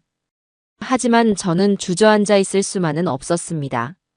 슬픔을 딛고 일어나 아버님께서 평생을 바쳐 이룩하신 이 위대한 회사를 지켜내야만 했습니다. 저는 모니터를 보며 헛웃음을 터뜨렸습니다. 비극, 슬픔 같은 단어들을 어쩜 저렇게 아무렇지 않게 내뱉을 수 있을까요? 저는 위기 속에서 기회를 찾았습니다. 그리고 마침내 여기 계신 오리콘 홀드의 제임스 박 대표님과 함께 우리 회사의 미래를 열어갈 위대한 결단을 내리게 되었습니다. 1조 원의 투자 유치. 이것은 단순한 자금 수혈이 아닙니다. 이것은 우리 회사가 과거의 영광에 안주하지 않고 글로벌 초일류 기업으로 거듭나기 위한 위대한 도전의 시작입니다. 태혁이의 연설이 절정에 달하자 객석에서는 박수갈채가 터져나왔습니다. 물론 그 박수의 대부분은 제가 미리 심어놓은 제 사람들이 보낸 것이었죠. 태혁이는 완전히 그 분위기에 취해 있었습니다. 그는 자신이 이 모든 상황을 완벽하게 통제하고 있는 위대한 리더라고 착각하고 있었어요. 이제 저는 이 자리에서 모든 주주 여러분이 지켜보는 가운데 이 역사적인 계약서에 서명하고자 합니다. 이것은 저의 아버님께서 하늘에서 주신 마지막 기회이자 저 김태혁이 여러분께 드리는 약속의 증표가 될 것입니다. 연설을 마친 태혁이가 계약서가 놓인 테이블로 향했습니다. 제임스 박 역할을 맡은 배우가 그에게 만년필을 건넸고 모든 카메라의 플래시가 일제히 터졌습니다. 태혁이가 만년필 뚜껑을 열고 계약서 위로 펜촉을 가져가는 바로 그 순간 저는 대기실에서 일어나 최 비서에게 고갯짓을 했습니다. 때가 되었습니다. 최 비서가 대기실 문을 열자 육중한 컨벤션 센터의 정문이 거대한 소리를 내며 활짝 열렸습니다. 갑작스러운 소란에 모든 사람들의 시선이 문 쪽으로 향했죠.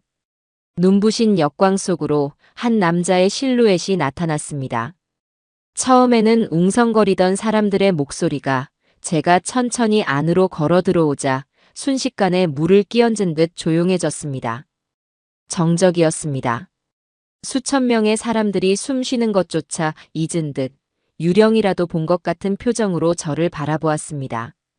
저는 그들의 시선을 받으며 아주 천천히 그리고 아주 당당하게 단상을 향해 걸어갔습니다. 제 구둣발 소리만이 거대한 홀 안을 또렷하게 울렸죠. 저는 그 어떤 얼굴도 쳐다보지 않았습니다. 오직 단상 위에 서 있는 두 사람, 제 아들과 며느리의 얼굴만 똑바로 응시했습니다. 그들의 얼굴에 떠오른 표정의 변화는 실로 장관이었습니다.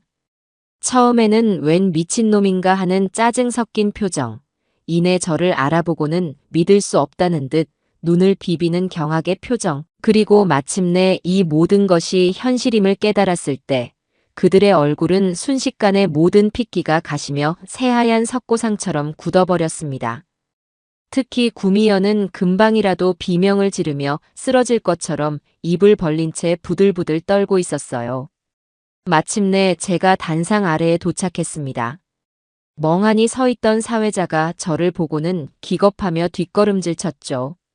저는 계단을 천천히 올라 넋이 나간 채 펜을 든 손 그대로 굳어버린 아들, 김태혁의 앞에 섰습니다. 그 녀석의 눈동자가 지진이라도 난 것처럼 격렬하게 흔들리고 있었습니다. 저는 녀석의 손에서 만년필을 빼앗아 테이블 위에 내려놓았습니다. 그리고는 사회자의 마이크를 빼앗아 들었죠. 장내의 모든 사람들이 저의 입을 주시했습니다. 제가 무슨 말을 할까? 이 비현실적인 상황을 어떻게 설명할까? 모두가 숨을 멈췄습니다. 저는 제 아들의 눈을, 저를 배신하고 죽음의 문턱까지 밀어넣었던 그 녀석의 눈을 똑바로 들여다보며 제 복수극의 산막을 여는 첫 대사를 아주 나지막하고 차갑게 내뱉었습니다. 오랜만이다, 아들아.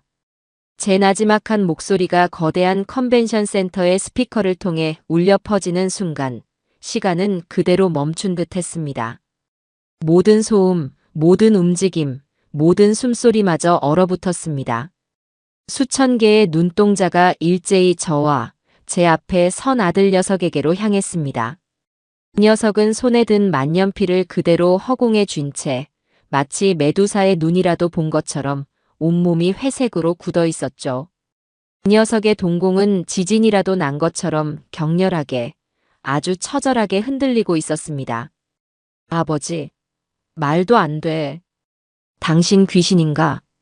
김태혁이 간신히 쥐어짜낸 목소리는 마이크를 통해 장내에 기괴하게 울려 퍼졌습니다.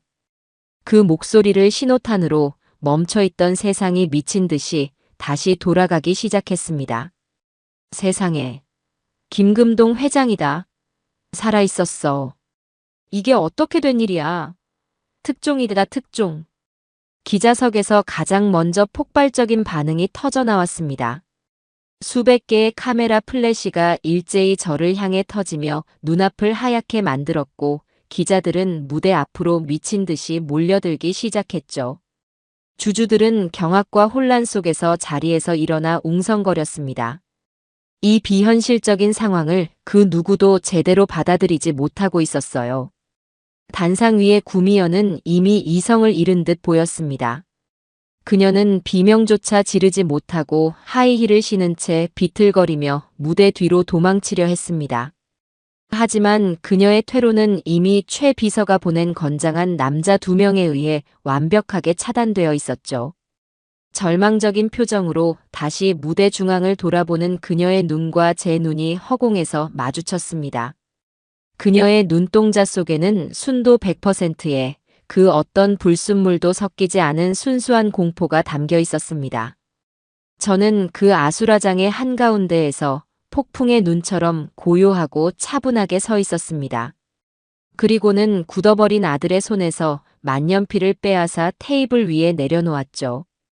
탕 하고 가볍게 부딪히는 소리가 이 모든 소란을 잠재울 신호탄인 것처럼 느껴졌습니다. 저는 다시 마이크를 잡고 제왕의 목소리로 장내를 향해 외쳤습니다. 모두 조용히 하시오. 제 목소리에는 사람들을 압도하는 힘이 실려 있었습니다. 거짓말처럼 그 소란스럽던 장내가 다시 한번 완벽한 정적에 휩싸였죠. 저는 그제야 만족스러운 표정으로 입을 열었습니다. 여러분 많이 놀라셨을 겁니다. 죽은 줄 알았던 제가 왜 이 자리에 멀쩡히 살아 돌아왔는지, 그리고 왜 하필 오늘, 지금 이 순간에 나타났는지 많이들 궁금하실 겁니다.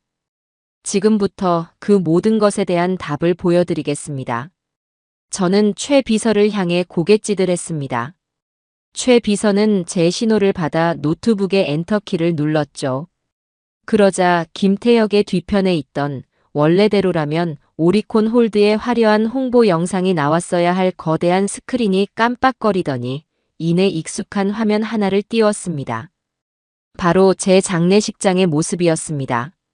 화면 속에서 상주 완장을 찬 제 아들 김태혁과 며느리 구미연은 조문객들 앞에서는 세상이 무너진 듯 오열하고 있었죠. 하지만 조문객들이 모두 돌아간 늦은 밤, 두 사람만이 남자 그들의 표정은 180도 바뀌었습니다. 화면 속 구미연이 주변을 살피더니 태혁에게 말합니다. 이제 그만 일어나. 보는 사람도 없는데 뭐 하는 거야? 두 사람은 서로를 마주보며 의미심장한 미소를 짓고는 아무런 미련 없이 텅 빈 장례식장을 빠져나갔습니다. 그리고 화면은 전환되어 그날 밤 저택의 거실을 비추었습니다. 화면 속의 두 사람은 최고급 샴페인을 터뜨리며 서로를 끌어안고 환호하고 있었죠. 드디어 우리가 해냈어. 이제 이 모든 게 다 우리 거야. 그 영감탱이 아주 깨끗하게 치워버렸지. 우리의 완벽한 승리야.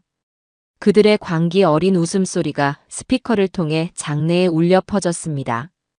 주주들과 기자들은 처음에는 어리둥불절한 표정으로 화면을 보다가 이내 경악과 혐오로 얼굴을 굳혔습니다. 아비의 장례식 날 밤에 벌인 아들 내외의 축하 파티. 그 어떤 막장 드라마보다도 더 충격적인 장면에 장내는 다시 한번 술렁이기 시작했습니다.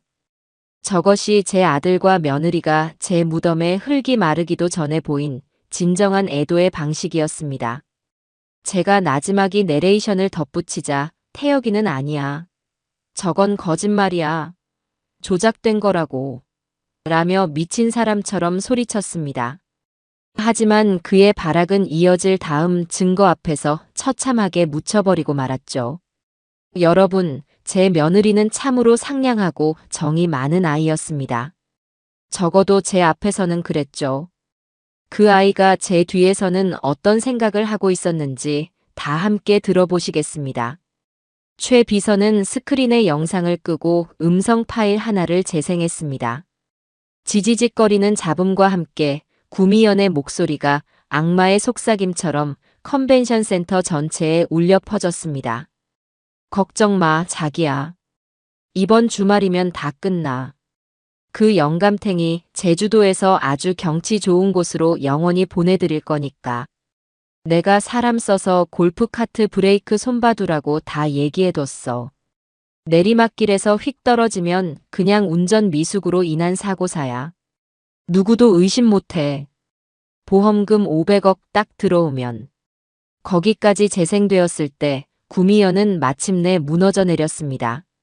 아, 아니야. 저거 내 목소리 아니야. 거짓말이야. 전부 다 거짓말이라고. 그녀는 귀를 막고 비명을 지르며 바닥에 주저앉아 발버둥 쳤습니다. 하지만 이미 늦었습니다. 그녀의 목소리는 그녀가 직접 내뱉은 그 잔혹한 단어들은 이미 수천 명의 뇌리에 똑똑히 박혀버렸으니까요. 장내는 이제 경악을 넘어선 분노로 들끓기 시작했습니다. 객석 여기저기서 인간도 아니다. 저런 악마 같은 것들. 하는 고성이 터져나왔죠. 저는 바닥에 쓰러진 구미연을 벌레 보듯 한번 쳐다보고는 다시 스크린을 가리켰습니다. 이제 마지막 확인 사살의 시간이었습니다. 저들이 왜 그토록 제 사고를 위장해야만 했을까요? 그 이유는 바로 여기에 있습니다. 스크린에는 총 500억 원에 달하는 제 사망 보험 증권들과 100억 원이 넘는 김태혁의 노름 빚 증명 서류, 그리고 사채업자들의 빚 독촉장이 차례대로 나타났습니다. 모든 퍼즐 조각이 완벽하게 맞춰지는 순간이었죠. 저들에게 저는 더 이상 아버지가 아니었습니다. 자신들의 탐욕을 채우기 위해 반드시 치워야 할 걸림돌이었고 거액의 보험금을 인출할 수 있는 현금 자동인 출기였을 뿐입니다. 그래서 저들은 아비를, 남편의 아버지를 그 차가운 바닷속으로 밀어넣으려 했던 겁니다. 제 말이 끝나기가 무섭게 저는 뒤를 향해 손짓으로 신호를 보냈습니다. 그러자 조금 전 제가 들어왔던 컨벤션 센터의 육중한 정문이 다시 한번 아주 천천히 열렸습니다. 이번에 들어선 것은 제가 아니었습니다. 정복을 입은 경찰들과 그들을 지휘하는 형사들이었죠. 그들은 조금의 망설임도 없이 수천 명의 군중이 갈라놓은 길을 따라 성큼성큼 단상을 향해 걸어왔습니다. 그들을 본 김태혁의 얼굴에서 마지막 남았던 한 줌의 희망마저 완전히 사라졌습니다. 그는 모든 것을 포기한 사람처럼 그 자리에 털썩 주저앉았습니다. 이제 더 이상 도망칠 곳도 변명할 여지도 없다는 것을 깨달은 것이죠. 형사들이 단상 위로 올라와 망연자실한 표정의 김태혁과 바닥에서 실성한 듯 울부짖는 구미연의 앞에 섰습니다. 그리고는 차갑고 사무적인 목소리로 이 길고 잔인했던 연극의 마지막 대사를 읊었습니다. 김태혁 씨, 구미연 씨. 특정 경제범죄 가중처벌 등에 관한 법률 위반, 사문서 위조 및 동행사, 그리고 존속상해 예비 음모 혐의로 두 분을 긴급 체포합니다. 당신들은 변호사를 선임할 수 있으며 차가운 쇠붙이 소리와 함께 대한민국을 이끌어갈 차세대 경영자를 꿈꿨던 제 아들의 손목과 이 나라 최고의 사모님을 꿈꿨던 제 며느리의 손목에 은색 수갑이 채워졌습니다. 그 순간 장내의 모든 카메라 플래시가 마치 심판의 번개처럼 배신자들의 마지막 모습을 향해 무자비하게 터져내렸어요. 차가운 쇠수갑이 아들 내외의 손목에 채워지는 철컥 소리는 이 길고 추악했던 연극의 막을 내리는 소리처럼 제 귓가에 선명하게 박혔습니다. 그 모습을 저는 아무런 표정 없이 단상 위에서 끝까지 지켜보았습니다. 며느리였던 구미연은 마지막 순간까지 이성을 놓지 않으려는 듯 형사들의 팔을 뿌리치며 악을 썼습니다. 이거나 억울해요. 이건 저 영감탱이가 파놓은 함정이라고. 다 거짓말이야. 전부 다 조작된 거라고. 하지만 그녀의 처절한 발악은 마치 폭풍우 속 잠자리의 날갯짓처럼 사방에서 터져나오는 수백 개의 카메라 셔터 소리에 묻혀 공허한 메아리가 될 뿐이었죠. 기자들은 한순간이라도 놓칠세라 탐욕스러운 하이에나처럼 그들의 마지막 모습을 렌즈에 담아내고 있었습니다. 김태혁은 모든 것을 포기한 듯 텅 빈 눈으로 허공만 응시하며 짐짝처럼 질질 끌려나갔습니다. 다리에 힘이 풀렸는지 건장한 형사 2명이 양쪽에서 그의 팔을 붙들고서야 겨우 걸음을 옮길 수 있었죠. 한때는 제 모든 것이자 자랑이었던 아들의 마지막 뒷모습이었습니다. 제국의 황태자가 아닌 나라를 떠들썩하게 한 희대의 패륜 범죄자로 전락한 초라한 모습. 그 모습을 보는 제 마음속에 동정심이나 연민은 단 한 톨도 남아있지 않았습니다. 혹시라도 마음 한구석에 남아있을지 모를 미련이라는 감정의 싹을 저는 제 손으로 잘라내고 또 잘라냈습니다. 그저 모든 것이 있어야 할 제자리로 어긋나고 뒤틀렸던 것들이 마침내 제 궤도를 찾아가고 있다는 차갑고 서늘한 안도감만이 제 온몸을 감쌀 뿐이었어요. 아수라장이었던 주주총 회장이 어느 정도 정리되고 저는 다시 마이크 앞에 섰습니다. 충격과 혼란, 그리고 이 비현실적인 드라마의 결말에 대한 흥분으로 가득 차 있던 주주들과 기자들은 일제히 저를 주목했죠. 이제는 이 모든 사태를 수습하고 암세포에 잠식당했던 제국을 다시 건강하게 일으켜 세워야 할 시간이었습니다. 주주 여러분, 그리고 이 모든 상황을 지켜보고 계신 국민 여러분. 먼저 저희 집안의 더럽고 추악한 불미스러운 일로 인해 여러분께 큰 심려를 끼쳐드린 점, 이 자리를 빌려 깊이 머리 숙여 사죄드립니다. 저는 단상 위에서 90도로 허리를 깊이 숙였습니다. 평생을 제왕처럼, 아니 신처럼 군림하며 누구에게도 고개 숙이지 않고 살아온 저였습니다. 그런 제가 수천 명의 대중 앞에서 제 모든 자존심을 내려놓고 머리를 조아리는 순간이었습니다. 이것은 단순한 사과가 아니었습니다. 자식을 제대로 가르치지 못한 아비의 통렬한 자기 반성이자 회사의 총수로서 모든 책임을 지겠다는 무언의 약속이었습니다. 잠시 후 허리를 편 저는 이전보다 훨씬 더 단단하고 결연한 목소리로 말을 이어갔습니다. 하지만 사죄가 모든 것의 끝은 아닐 겁니다. 저는 오늘 이 자리에서 모든 것을 제자리로 돌려놓고자 합니다. 먼저 방금 전 체결될 뻔했던 제 아들의 탐욕과 무지를 이용해 회사를 통째로 집어삼키려 했던 유령회사 오리콘 홀드와의 투자 계약은 이사회 긴급 결의를 통해 즉시 무효임을 만천하에 선언합니다. 제 선언의 장내에서는 그날 중 가장 크고 뜨거운 박수가 우레와 같이 터져나왔습니다. 정체불명의 해외 자본의 회사가 통째로 넘어갈 뻔한 위기에서 벗어났다는 안도감과 모든 것을 바로잡는 제 결단에 대한 지지의 표현이었죠.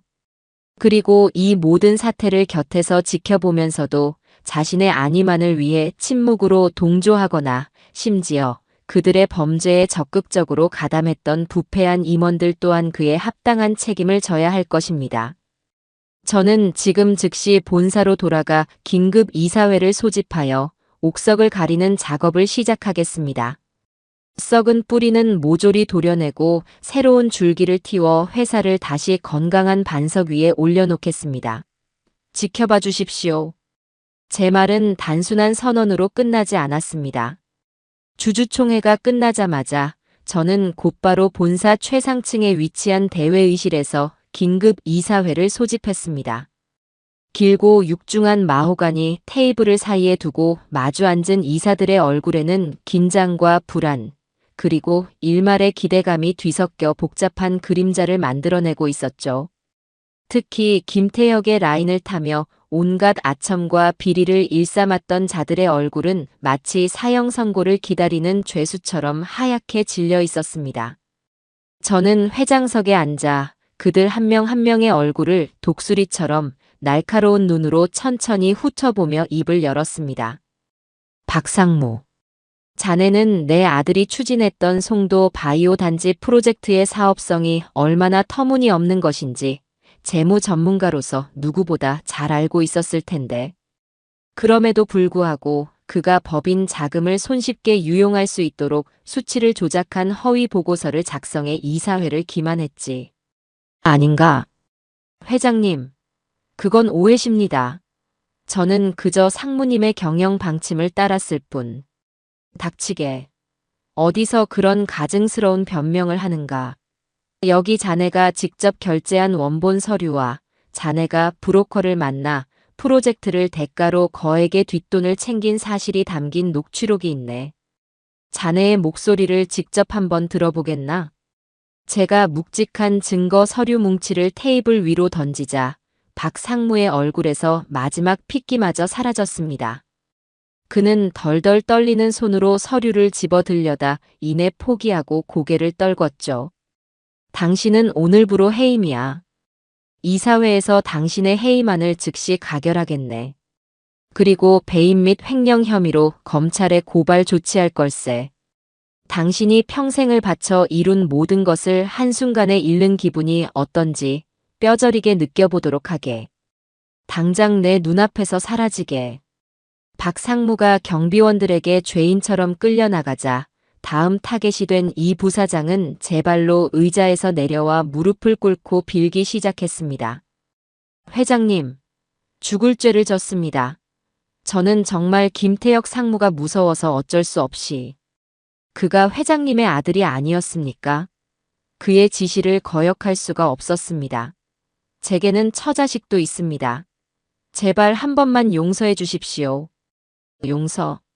자네는 내 아들의 온갖 비위를 덮어주고 심지어 법인카드로 유흥업소에 드나든 내역까지 출장비로 조작해줬더군. 자네 처자식은 소중하고 자네가 망가뜨린 회사와 그 회사의 목숨을 건 수만 명의 직원들과 그 가족들은 안중에도 없었나? 우리 회사에는 자네처럼 줏대 없는 기회주의자가 설 자리는 없네. 자네 역시 마찬가지일세. 당장 짐 싸서 나가. 그런 식으로 저는 1시간이라는 짧은 시간 동안 썩어빠진 임원 10여 명을 모조리 제 손으로 잘라냈습니다. 그들은 제국의 충신이 아니라 제 아들이라는 암세포에 달라붙어 단물을 빨아먹으며 제 몸을 멍들게 하던 기생충에 불과했죠. 대대적인 숙청이 끝나자 텅 비다시피 한 회의실에는 침묵과 함께 묘한 해방감마저 감돌았습니다. 저는 묵묵히 제 곁을 지켜준 최 비서와 배신하지 않고 끝까지 자리를 지킨 몇몇 원로 이사들을 바라보았습니다. 이제 대청소는 끝났습니다. 새로운 집을, 더 단단하고 깨끗한 집을 지을 시간입니다. 저는 그 자리에서 지난 수십 년간 제 그림자처럼, 때로는 제 손발처럼, 그리고 이번에는 제 목숨을 구한 방패처럼 묵묵히 헌신해 온 최 비서를 그룹의 새로운 컨트롤 타워가 될 신임 사장으로 공식 임명했습니다. 회장 직속 비서실장에서 그룹의 2인자인 사장으로. 그야말로 파격적인 인사에 모두가 놀랐지만 그 누구도 이의를 제기하지 않았습니다. 최 비서의 충성심과 능력을, 그리고 그의 헌신을 모두가 알고 있었기 때문이죠. 최 사장, 앞으로 나와 함께 이 무너진 회사를 다시 일으켜 세워주게. 자네라면 그 누구보다 잘 해낼 거라 믿네. 회장님, 이 은혜는 평생 잊지 않겠습니다. 회장님께서 제게 주신 이 자리는 단순히 높은 직위가 아니라 회장님의 신뢰와 회사의 미래라는 것을 잘 알고 있습니다. 제 목숨을 바쳐 회장님을 보필하고 회사를 위해 헌신하겠습니다. 최 비서는 눈시울을 붉히며 제 앞에서 깊이 고개를 숙였습니다. 저 또한 그의 손을 굳게 잡으며 뜨거운 동지애를 느꼈습니다. 피를 나눈 혈육에게는 심장을 도려내는 듯한 배신을 당했지만 피 한 방울 섞이지 않은 이들에게서는 그보다 더 진하고 끈끈한 신뢰와 의리를 확인한 참으로 아이러니한 순간이었습니다. 며칠 후 저는 수감된 아들 녀석에게 마지막 면회를 갔습니다. 차가운 유리벽을 사이에 두고 마주 앉은 태혁이는 더 이상 제가 알던 모습이 아니었습니다. 수천만 원을 호가하던 명품 옷 대신 푸른 죄수복을 입고 있었고 오만함과 거만함으로 가득 찼던 얼굴은 며칠 만에 수십 년은 늙어버린 듯 절망과 후회로 흉하게 일그러져 있었죠. 아버지, 제가 잘못했어요. 제가 정말 죽을 죄를 졌습니다. 다 그 여자 때문이에요. 구미연 그 여자가 매일같이 저를 꼬드겨서. 저는 정말 아버지를 해칠 생각까진 없었어요.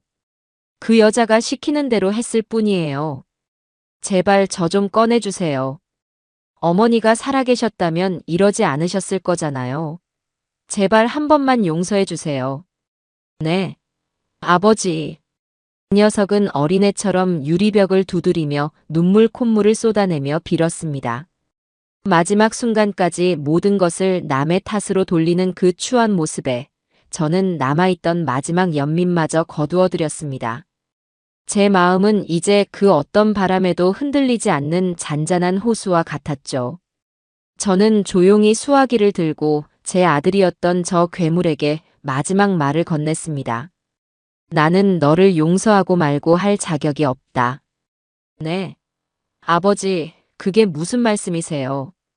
왜냐하면 내 아들은 이미 죽었기 때문이다. 내가 사랑하고 기억하는 내 아들 김태혁은 자신의 욕망을 위해 아비의 등에 칼을 꽂는 그런 짐승이 아니었다. 그는 이미 몇 달 전 아름다운 제주도의 푸른 절벽 아래서 죽었다. 그리고 너는 내 아들의 껍데기를 쓴 무언가일 뿐 내 아들을 사라지게 만든 장본인이야. 제 말에 태혁이의 울음 섞인 표정이 그대로 굳어졌습니다. 기억하거라. 너는 이제 내 아들이 아니다. 이 김금동의 역사에서 그리고 이 나라의 법 앞에서 너라는 존재는 오늘 이 순간부로 영원히 삭제될 것이다. 김씨 가문의 족보에서 너의 이름은 판해질 것이고 너는 그저 세상에 존재하는 수많은 죄수 중 한 명으로 잊힐 뿐이다. 다시는 두 번 다시는 나를 아버지라 부르지 마라. 이것이 너와 나의 마지막 만남이다. 저는 수화기를 내려놓고 자리에서 일어났습니다. 뒤에서 아버지, 잘못했어요. 아버지, 라며 저를 부르며 절규하는 녀석의 목소리가 들려왔지만 저는 단 한 번도 뒤를 돌아보지 않았습니다. 교도소의 두꺼운 철문을 나서는 순간 저는 제 어깨를 수십 년간 짓누르던 무거운 멍에 하나를 벗어던진 듯한 기묘한 해방감을 느꼈습니다. 그렇게 저는 제 손으로 직접 제 아들과의 인연을, 그 지긋지긋했던 악연을 완전히 끊어냈습니다. 그날 이후 제 인생의 후반전이 시작되었어요. 시간은 모든 상처를 치유할 수는 없었지만 많은 것들을 제자리로 돌려놓았습니다. 아들 김태혁과 며느리 구미연은 세간의 엄청난 관심 속에서 재판을 받았습니다. 재판 과정에서 그들이 저지른 모든 추악한 행각과 서로에게 책임을 떠넘기는 추한 모습이 언론을 통해 낱낱이 공개되었죠. 국민들은 경악했고 그 어떤 동정의 여론도 없었습니다. 결국 두 사람은 각각 존속상해 예비 음모와 보험 사기 등의 혐의로 10수년이 넘는 중형을 선고받고 차가운 교도소 담장 안으로 사라졌습니다. 저는 그들의 재산 역시 변호사를 통해 한 푼도 남김없이 몰수하여 그들이 저지른 범죄로 인해 피해를 본 주주들에게 보상하는 데 사용했습니다. 회사는 빠르게 안정을 되찾았습니다. 신임 사장으로 임명된 최 비서는 제가 생각했던 것 이상으로 유능했습니다. 그는 저의 오랜 경영 철학을 누구보다 잘 이해하고 있었고 거기에 젊은 감각과 특유의 성실함을 더해 무너졌던 조직을 재정비해 나갔습니다. 저는 경영의 대부분을 그에게 맡기고 한 발 뒤에서 그를 든든하게 지원하는 역할을 했습니다. 썩은 가지를 쳐내고 새로운 피를 수혈하자 회사는 이전보다 훨씬 더 건강하고 단단한 조직으로 다시 태어났습니다. 주가는 예전의 명성을 되찾았고 실적은 연일 최고치를 경신했죠. 사람들은 저의 귀환과 최 사장의 리더십을 칭송했습니다. 하지만 저에게는 더 이상 회사의 성공이나 돈이 예전만큼 큰 의미로 다가오지 않았습니다. 자식에게 배신당하고 죽음의 문턱까지 다녀온 경험은 돈과 명예라는 것이 얼마나 허망한 것인지를 뼈저리게 깨닫게 해주었으니까요. 저는 제 남은 인생을 어떻게 살아야 할지, 무엇을 남겨야 할지에 대해 깊이 고민하기 시작했습니다. 고민의 끝에 저는 제 개인 재산의 절반을 사회에 환원하여 금동장학재단을 설립하기로 결심했습니다. 제가 평생 피땀 흘려 모은 돈이 저처럼 가난하지만 꿈과 재능이 있는 젊은이들을 위해 쓰인다면 그것만큼 보람 있는 일은 없을 거라 생각했습니다. 부유한 환경 속에서 모든 것을 누리면서도 탐욕에 눈이 멀어 괴물이 되어버린 제 아들과는 정반대의 삶을 사는 젊은이들을 키워내고 싶었습니다. 그것이 제가 사회에 진 빚을 갚고 제 더럽혀진 이름을 조금이나마 명예롭게 만드는 길이라 믿었습니다. 재단 설립 기념식 날, 저는 수많은 기자들과 장학생으로 선발된 어린 학생들 앞에서 담담하게 연설을 했습니다. 저는 평생 돈을 버는 것만이 인생의 전부인 줄 알고 살아왔습니다. 하지만 인생의 가장 큰 위기를 겪고 나서야 깨달았습니다. 진정한 성공은 돈이나 명예를 쌓는 것이 아니라 사람을 남기는 것이라는 사실을 말입니다. 이 재단이 우리 사회의 훌륭한 사람을 키워내는 작은 미랄이 되기를 바랍니다. 제 연설이 끝나자 뜨거운 박수갈채가 쏟아졌습니다. 그 박수 소리를 들으며 저는 비로소 제 인생의 무거운 짐을 조금은 내려놓을 수 있었습니다. 그리고 몇 년의 시간이 흘렀습니다. 어느 화창한 봄날, 저는 최 사장, 아니 이제는 저보다 더 회사를 잘 아는 최 친구와 함께 제주도를 다시 찾았습니다.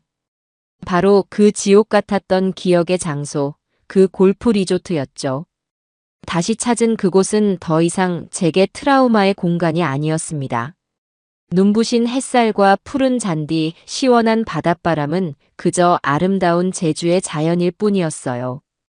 회장님 괜찮으시겠습니까? 굳이 이곳으로 오시자고 해서. 최 비서가 걱정스러운 표정으로 물었습니다. 저는 그를 보며 편안하게 웃어 보였죠.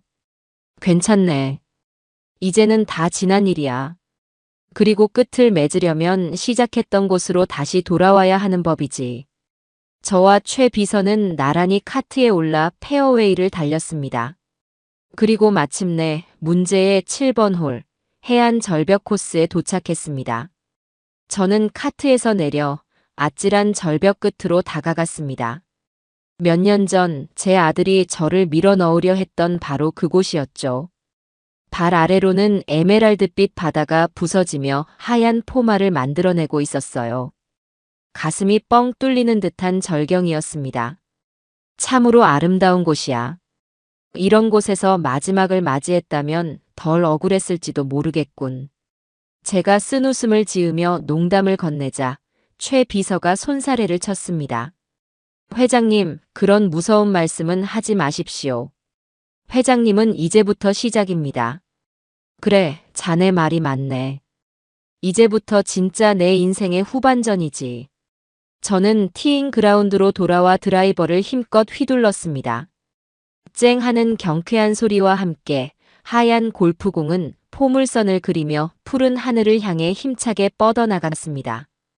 저 멀리 수평선을 향해 날아가는 작은 공을 바라보며 저는 비로소 제 길고 길었던 복수극이 그리고 상처로 얼룩졌던 제 인생의 전반전이 완벽하게 끝났음을 느꼈습니다.